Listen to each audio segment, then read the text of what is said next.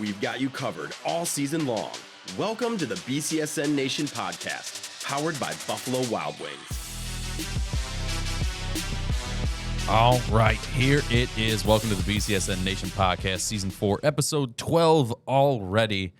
Here we are, gentlemen, powered by Buffalo Wild Wings. Let's go, sports bar.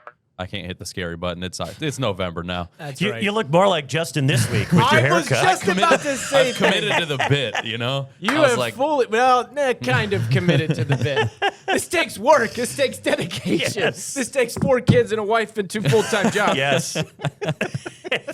well, as per usual, we are Brilliant. officially off the rails. 40 seconds into the podcast, we welcome you in. And I want to know, gentlemen, we are deep into playoff season across all of our fall sports now. I want to know your favorite part of playoff season as things keep rolling, Mason. I love all the unfamiliar matchups we get. Yeah. You know, we get used in our little pocket of the state. We get used to the same teams playing the same teams ad infinitum.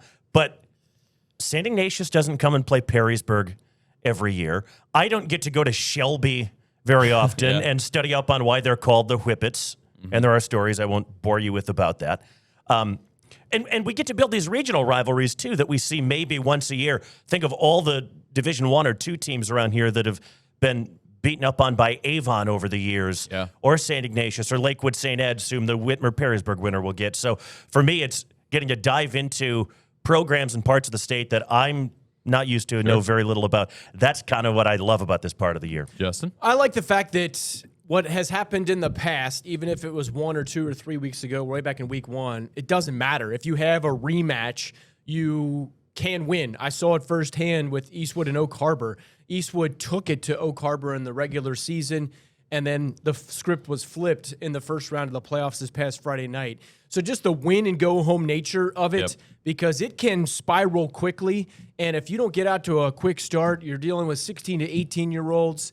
You only play 4 quarters. It's not like it's an unlimited time to catch up. So I think that nature of, hey, you better bring it 7 o'clock on Friday night, no matter where you're playing or who you're playing. I love those moments of, like, seeing Anthony Wayne win last night, that moment of, like, all this hard work. Yes. We're going to the state final, those celebrations, somebody who's been a coach and coached kids at state tournaments. Like, there's nothing to replace those moments of the fruits of your labor coming to fruition.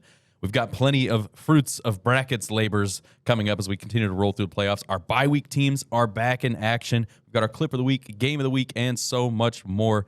Make sure you're here every single Wednesday for a brand new episode of the BCSN Nation podcast, and follow at BCSN Sports across all social medias. We got some brackets to keep you updated on, and we'll start in Division I, Region 2, one of those bye teams back in action. The Findlay Trojans, you see them here. They'll take on Huber Heights Wayne, the 6th seed. Troy, Springboro, and Middleton, the other teams with buys that are going to be back in action here in D1 Region 2. Yeah, Finley's going to have their hands full with the 6th Absolutely. seed in Wayne, Huber Heights Wayne. They have been a group that perennially, kind of over the last decade plus, if you name Of Braxton Miller fame. Braxton Miller, yes, from 2010-ish time frame, and before that, in his high school years, they went to the regional finals last year. So Finley's going to have that challenge. Yes, they earned a bye. Yes, they have the 3 seed. Yes, they will have home field advantage. And a reminder, they win, they'll have home field. The higher seeds will have home field in the 3rd round as well. So if the seeds hold, we could have Finley at Troy. But that is a caveat to this new look bracket. Yes, we go from 16 down to 12 and 4 buys to the top 4 seeds, but also home field advantage through the first 3 rounds before it gets to neutral sites. I've seen Huber Heights Wayne occasionally down the years playing Central Catholic deep in the postseason, and the program that they kind of remind me of is maybe Whitmer sometimes. A program that is always full of athletes. Like if you combine Whitmer and Central Catholic, full of athletes, but also capable of tremendous indiscipline and committing a ton of penalties and shooting themselves in the foot. But they're really, really talented. It's hard to slow down speed, and that's something that Wayne, year in, year out, always seems to have. Yeah, I think my senior year was Braxton Miller's state championship matchup with St. Ed's. That Division I time. We'll keep it rolling here. Division 2, Region 6. We got a little more red on this one, a little more local action. Clay and Fremont Ross falling last week to Olmsted Falls and Brecksville Broadview Heights, and then a fun game of the week start plenty of fight in the Spartans, but they fall to Anthony Wayne, and St. Francis looked dominant against Valley Forge in week 1 of the playoffs. Yeah, so this will be the third time I revisit this here on the podcast. I remember I said I didn't necessarily see, because you brought up the question, who can go on a deep playoff run. Yeah. And I didn't think any of our Division II, Region 6 teams would be able to go on a tournament run, a playoff run, and I qualified that by you got to win 2 games or more. So it's on Anthony Wayne, it's on St. Francis now after Start and Clay and Fremont Ross were ousted in the first round. So it's up to the Generals and the Knights, and they're going to be going on the road for those games. I give a slight edge to Anthony Wayne being able to potentially knock off North Ridgeville if I'm trying to pick between Anthony Wayne and St. Francis. And the only reason I say that is because Wadsworth is legit. Yeah. They have earned that 2 seed, and they will have a home field advantage, 2.5-ish hour drive for St. Francis to Wadsworth. Similar distance for Anthony Wayne, a little bit very similar, but Anthony Wayne has that pedigree. I think they played very well against Start, putting up 40-plus points. Agreed. I think North Ridgeville is going to have to be prepared for Porter Brungard and Cam Miller and a host of other playmakers for Anthony Wayne, Eli throwing the ball Donowa. over the yard.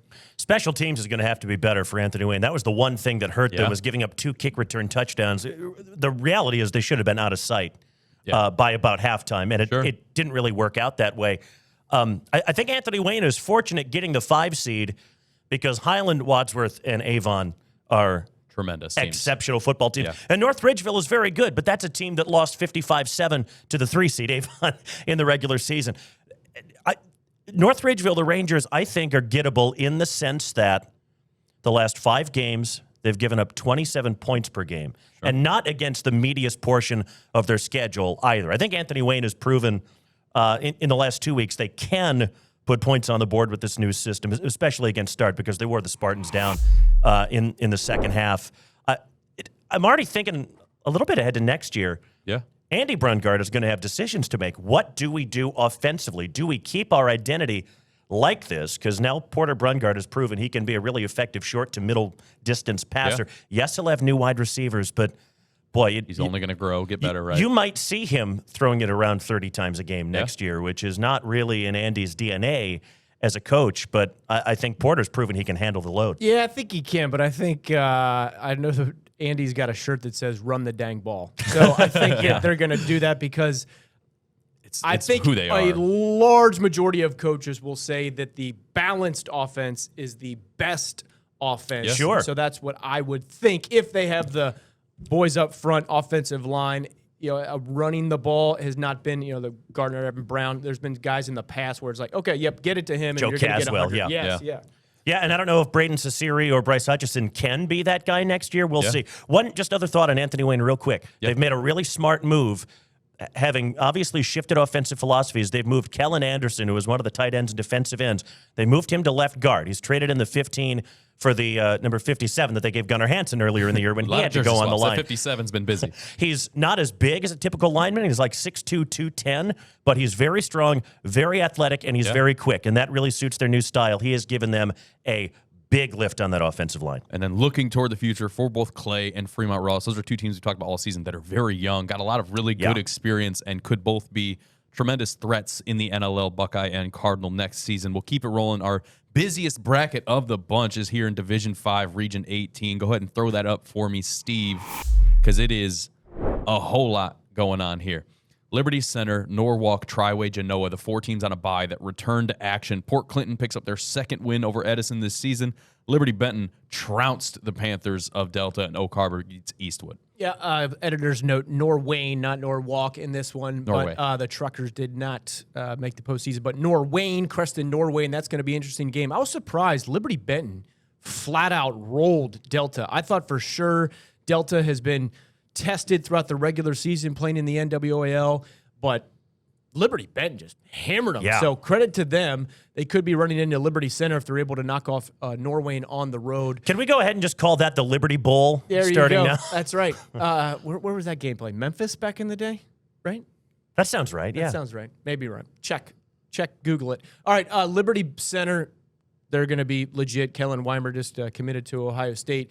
Oak Harbor and Liberty Center have met year after year in the postseason, so they get them again. And then Genoa, a 3 seed.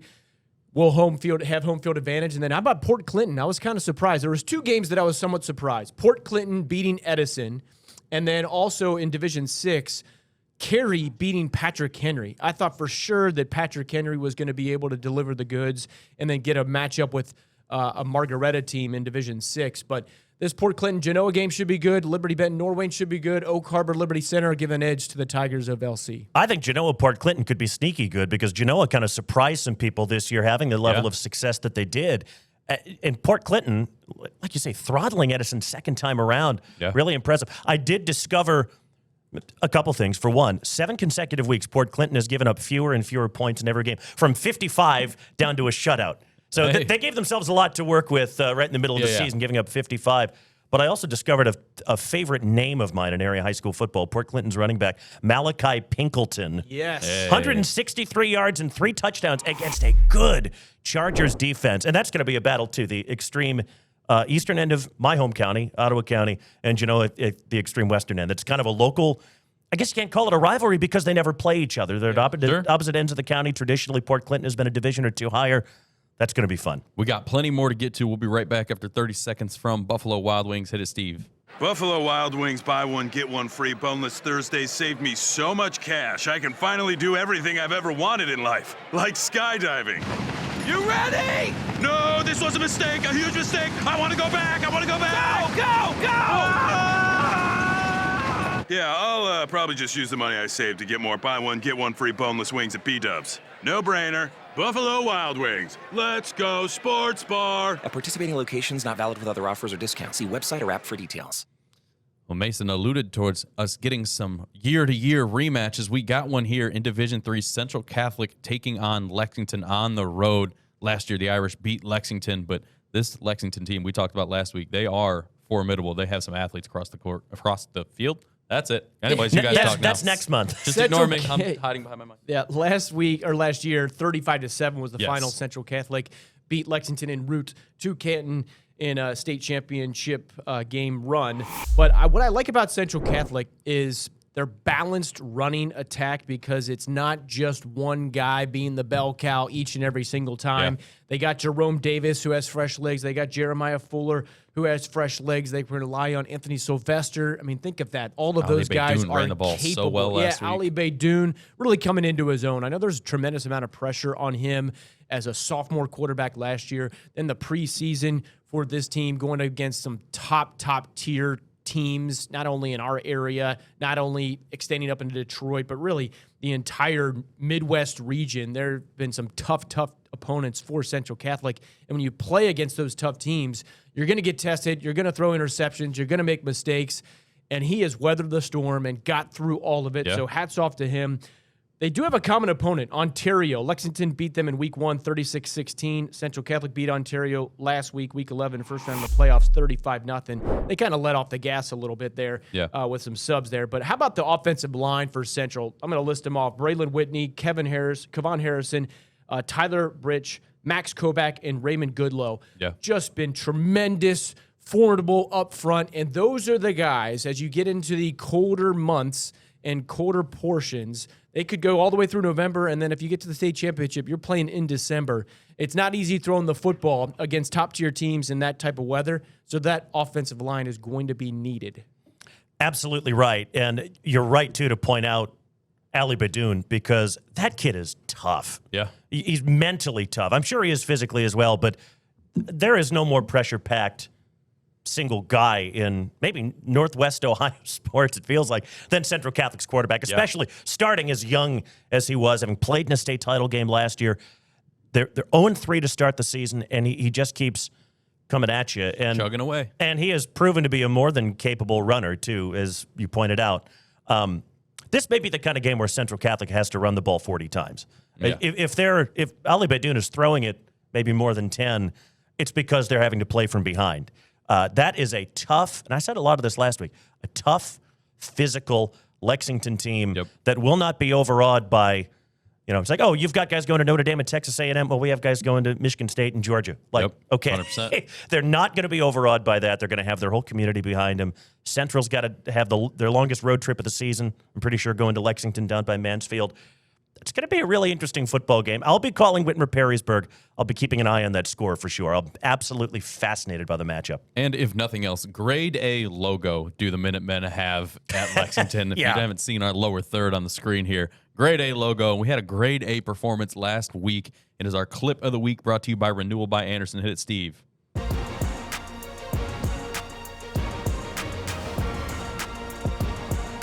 You flash back 1 week and we told you this game might be in BCS Honors Game of the Year category. Well, it lived up to the hype, and Kyle Mortis just did what he has done all season long. His 58th goal of the season gave Springfield the win in OT, and you look in the next view of this, just seconds left in this first overtime period. The pass, too. The pass, gorgeous. The finish, perfect. The win, the celly.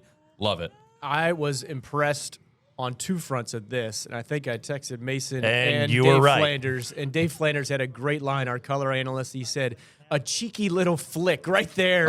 Just a great beautiful. pass. I mean, one bounce, and that was like a bounce pass in basketball on the money. It's easier to do with your hands in basketball with your feet. I mean, just gorgeous.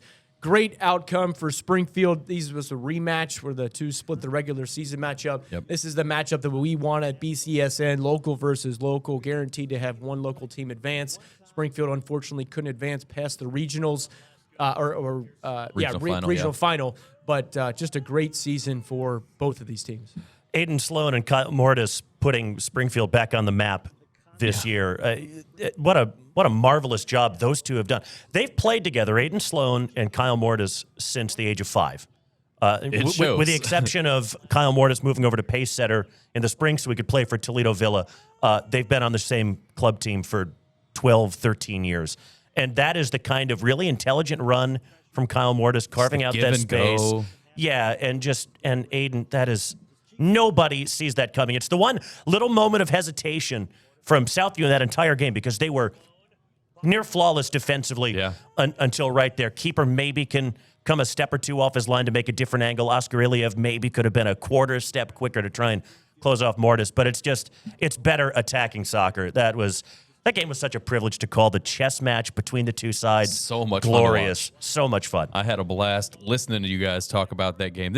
We might have had a Play of the Year nominee. Yeah. We might have a Male Athlete nominee. We might have a Breakthrough Performance nominee, a Game of the Year nominee. This game had it all. You want more of this goal itself, head over to our TikTok at BCSN Sports and check it out. It was a ton of fun to watch, a ton of fun to rewatch every single time. I think I texted you during it and said, this is why I do the job. Yeah, 100%. Mason and I were raving over text about that game, and we're going to have you raving about somebody keeping this dang belt. Student section of the week is done. It's over with. I don't need a hashtag SSOTW not one more time until basketball season. Now it's hashtag SSOTS. Our 10 nominees SOTS are here. There we go. If you're in the news world, SOTS means something very different. Here we are. Northview, St. John's, Bedford, Southview, Perrysburg, Maumee, Clay, Central Catholic, Whitmer, and Liberty Benton are 10 Student Section of the Week winners. They are in the running to keep that beautiful belt right here in the middle of this graphic for perpetuity. It is yours forever to love and cherish. And showcase. And the trophy showcase, case. Yes. Gosh darn it, the Unison Health and Mental Health Board of Lucas County Student Section of the season. Go ahead and win the Battle of the Belt, hashtag SSOTS. I need your best from week 1 to now week 12. Anything and everything you got to keep that belt. Unison Health reminds you it is your time, your choice, and is now my choice to take us to Division 4.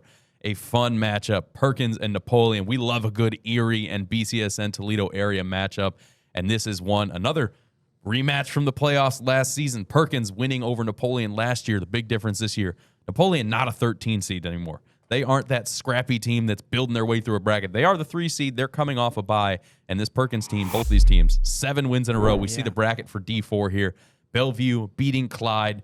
Shelby taking on Orville, Galleon, and Cloverleaf. And then Napoleon Perkins down there at the bottom. You know, I'm going to go Christmas on us. Home Alone, there's a scene when Harry and Marv are sizing up. The Wet Bandits, as they call themselves. That's correct. W-E-T. Shut it, Marv. So with, Bravo. They are in the neighborhood, and everyone has their Christmas lights on. And Harry says, ever since I laid eyes on it, I wanted it. Ever since I saw the bracket in this region, I wanted Perkins at Napoleon. Why? Because Perkins is legit. Perkins, we got a little taste of them when they came to the Glass Bowl and played St. Francis earlier in the year. St. Francis won that game, but Perkins has played extremely well over the last 2 months. Napoleon earned a bye, and their gift is a team that went to the state championship game in Division IV last season. Yes, there are graduates from that team who are now playing at the next level and are no longer on the team, Collier at Michigan State, namely. But they still have their quarterback, Sam Schweinfurt, going up against Napoleon's quarterback, 𝗏𝗶𝗵𝘁𝗹𝘆 Parsons.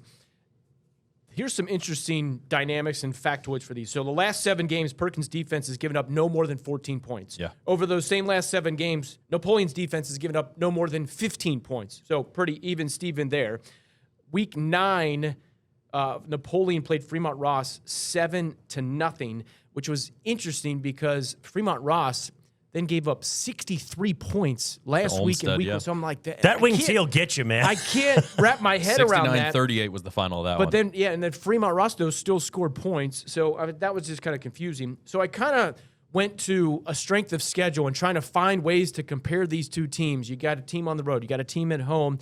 Strength of schedule. Perkins overall in Division IV, their strength of schedule is number 27. Napoleon's strength of schedule, number 53. So not a enormous discrepancy between those, but just, again, trying to find who has the edge. I know Fantastic 50 is predicting Perkins to win by 3 touchdowns or so, but I'm hesitant to say that is going to happen. I think Napoleon's going to put up, obviously, a fight. They are the 3 seed. Yeah. But this is, again, I wanted this matchup. Now we got it. Yeah, it's funny that you thought of Home Alone. I thought of A Streetcar Named Desire, Stanley to Blanche. We've had this date with each other from the beginning.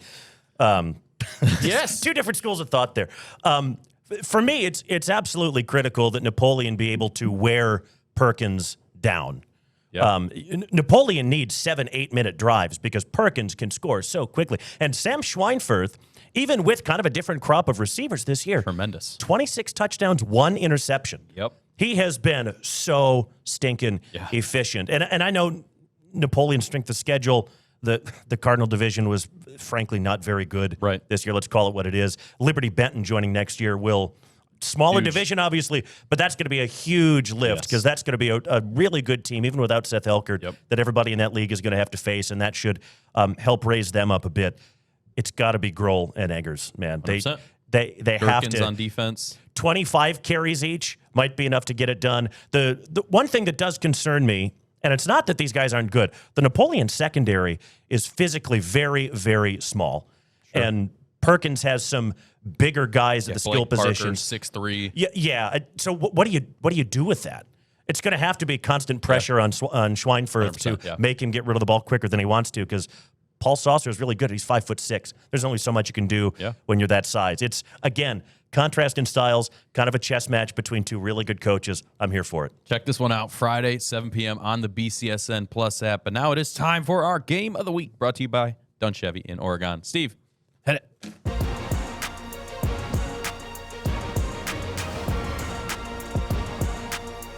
You guys had your movie references. I'm going Eminem. Guess who's back? Back again. Here we go. Perrysburg and Whitmer. The first time they matched up, we said this is for all the marbles, the NLL championship. Who gets the home game in the playoffs? This one is actually for all the marbles. Go home if you lose. You do not get to play. Do not pass go.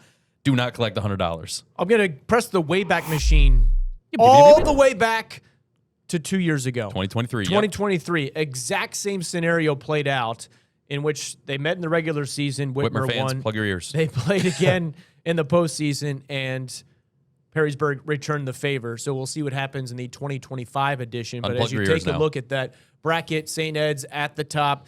This is a St. Ed's team who ran roughshod over Northwest Ohio teams last year. We said, I believe, on this podcast that, hey, look out for them. They had a right around 500 record, but then were battle tested, similar to Central Catholic in our neck of the woods this year.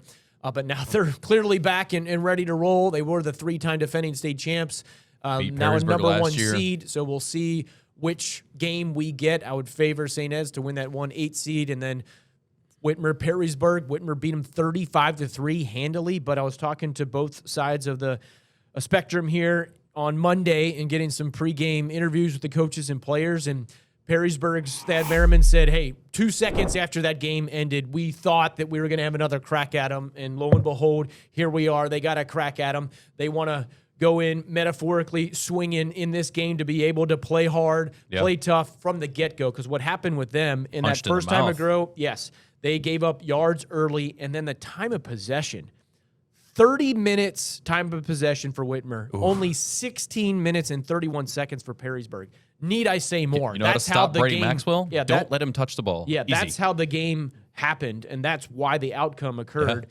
But then I was watching the replay of this one as prep for the podcast here, and I saw some Perrysburg defensive ends getting sucked in and not Losing setting an contain, edge. And I think that laid a foundation of success for that running game. But for Whitmer, I mean, they had Jamon Holmes get to the end zone multiple times in that games. And Dirk Connor said it afterwards, quote, they kicked our tail end. They physically beat us. I mean, so if you don't have motivation on Perrysburg's side to even it up, to flip the script, I mean, I don't know what more can be said. You got to come on Friday. I wonder, Liam Nowakowski needs touches. Yeah, 3 touchdowns last week. And 1 carry for, I think, 1 yard 2 weeks ago. The more I've thought about it, the more I think that Week 10 game, that's tough emotionally for Perrysburg because no matter what happens, you've got a piece of the pie at minimum.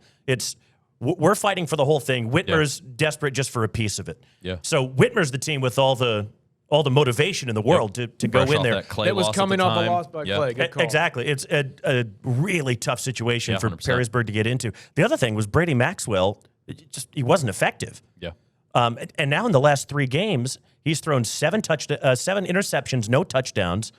Whitmer held him to 13 carries for 30 yards. Yeah.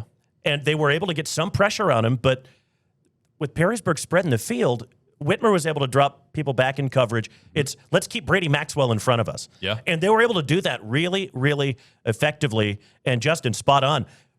That front 3 or 4, depending on how Perrysburg approaches it, they have to be more physical. They have to be better because they're not real big. They've got lanky defensive ends and a 6', 200-pound, albeit really good, really quick nose tackle in John Owalkowski. I wonder if this might be a game for more Reed Gherkin because that's a guy that can occupy a couple space. Exactly, a couple Whitmer interior linemen and maybe collapse some of those giant gaping holes that Joey Morales and Jamon Holmes and then Jaden Jones in the second half were able to run through. Can they adjust quickly enough, I guess? You know, you look at the film, you figure out what we have to do, and then do we have the kind of guys that we need to slow that running game down? I don't know if they can slow them down enough. Can they be 5 touchdowns better than they were 2 weeks ago? That's the question. They do have the luxury of just having been battle tested by St. Ignatius. Whitmer can get healthier. Perrysburg, though, got their edge back. That's where my thought now. This game boils down to momentum from the win versus rest from the bye week. We want to know who you think is going to win. Head over to our X poll for our game of the week. Voting closes Thursday at noon. We'll be right back to put a bow on the show after 30 seconds from B-Dubs. I've saved so much money enjoying Buffalo Wild Wings BOGO half-off traditional wing Tuesdays. I can finally afford everything I've ever wanted in life.